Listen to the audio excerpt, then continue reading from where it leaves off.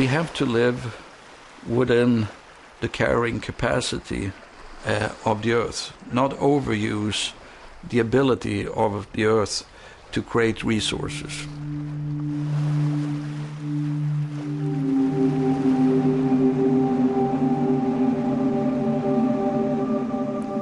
Industrial development has created unparalleled wealth, yet it has resulted in a world where resources are threatened and even our climate is being disrupted. And while industrial development has created wealth for some, many nations outside the developing world have little or nothing.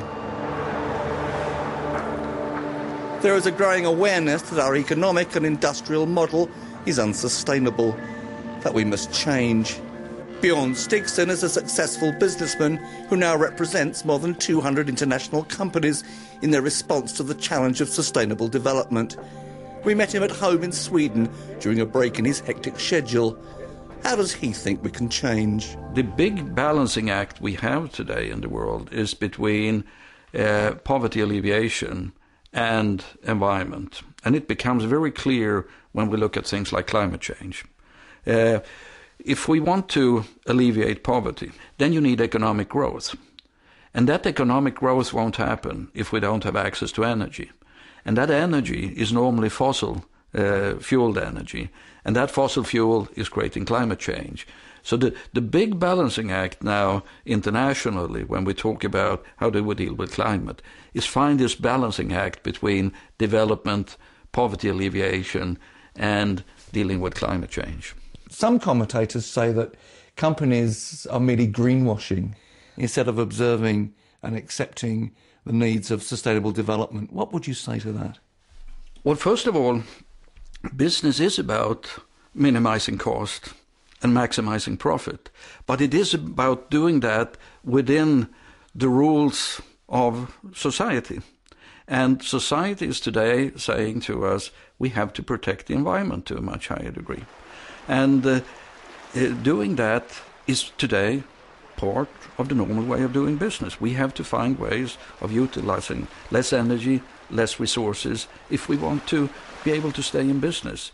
So for business, this is today an absolute necessity if we want to be able to exist. These are enormous changes that are going to be necessary. Are we going to cope with them? Well, it will certainly require more technology development. We need to find what we call the ways to achieve a low-carbon economy, an economy where we generate less carbon emissions. And that has to come from basically two sources. One is new technology, like cars that utilize less fuel, hybrid cars, plug-in hybrids where you plug them into the electric system and charge them overnight, buildings that use less energy, better insulated buildings, new ways of heating them, ways of producing electricity where we capture the carbon emissions. So technology is one very important part, but it will also mean change lifestyles and consumption patterns.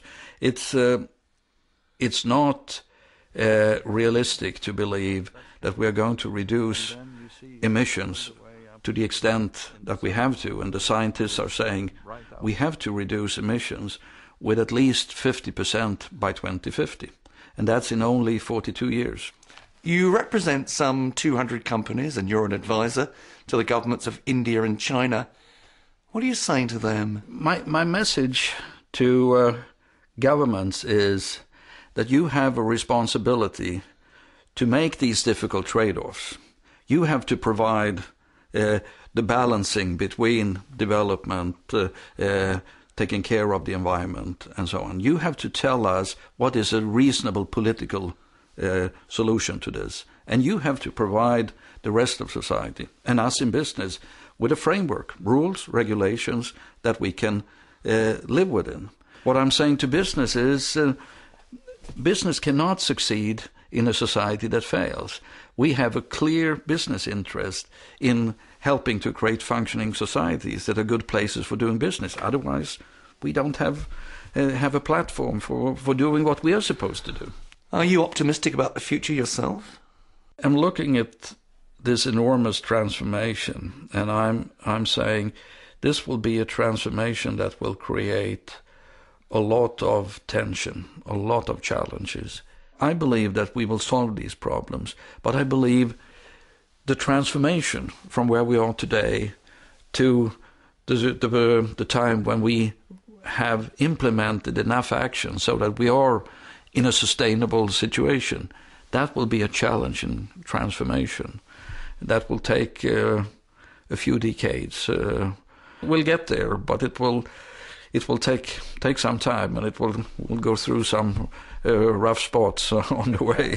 Thank you. Thank you.